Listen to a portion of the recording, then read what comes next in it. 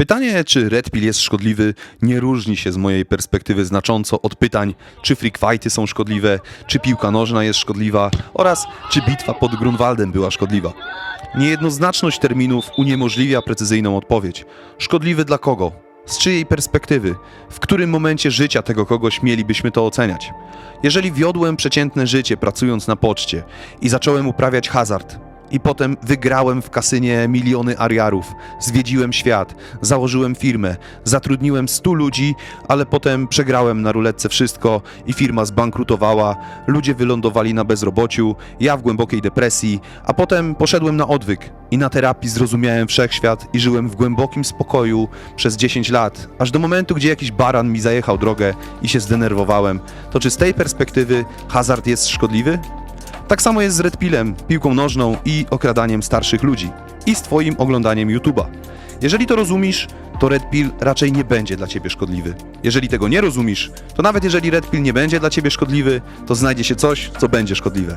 Obiecuję ci, na pewno uda ci się znaleźć coś, na co będzie można zrzucić winę. Możesz na mnie liczyć, jakbym był kalkulatorem.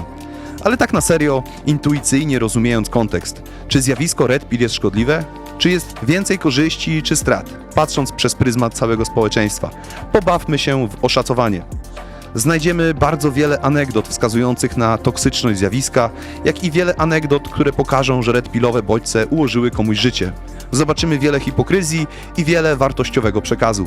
I de facto zabawa w oszacowanie jest jedynym narzędziem, jakie mamy.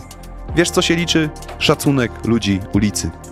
Jeżeli wziąć pod uwagę moje zrozumienie czerwonej pigułki sprowadzające się do brutalnej akceptacji rzeczywistości i wzięcia odpowiedzialności za swoją sytuację, mój werdykt to 99:1 dla Red Pillu.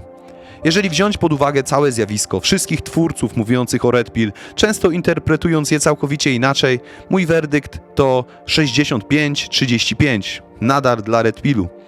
A teraz ważniejsze pytanie.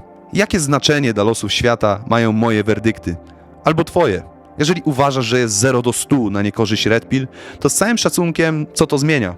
Jeżeli nie lubisz Andrew Tate'a lub Mateusza Grzesiaka, ale jesteś fanatykiem Krzysztofa Bosaka, Sama Harrisa albo Jakuba Czarodzieja, co to zmienia?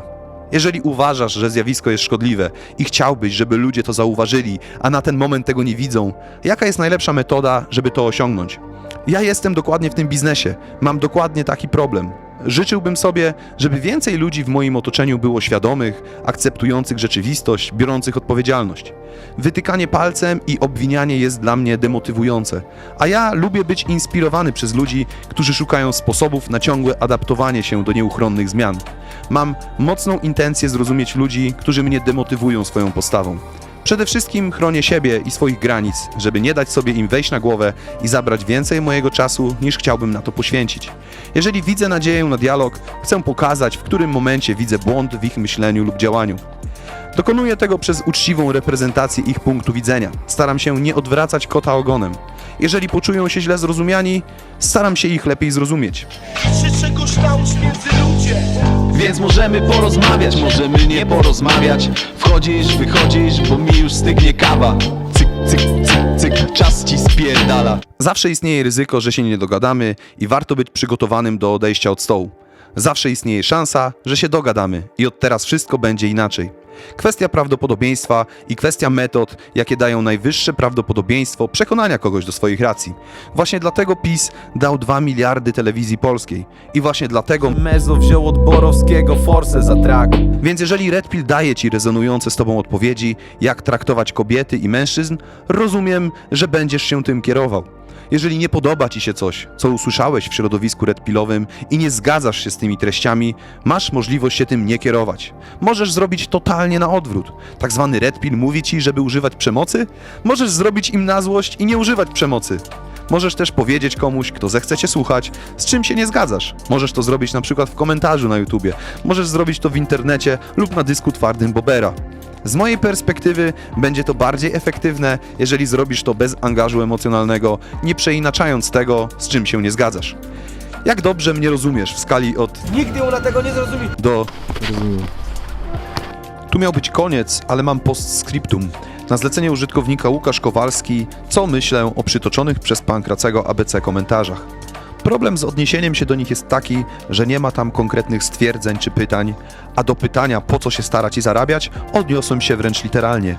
Można w strumieniu świadomości Przemysława PWR dopatrzyć się zarówno szukania przyczyn, z czym w 38% bym się zgodził.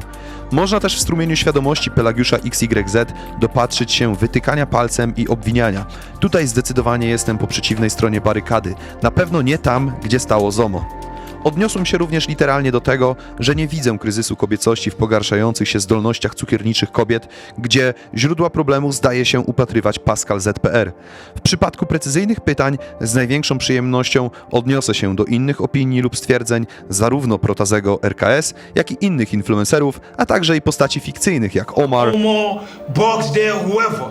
oraz normalnych ludzi jak Przesława, Prudencjusza. Kiermka, kurwa, Staszka, Ptaszka, czy kurwa innych kurwa leszczy. Po prostu napisz w komentarzu swoje pytanie normalnie, a ja spierdolę do studia i nagram swój intelektualny bełkot w mojej kurwa komorze.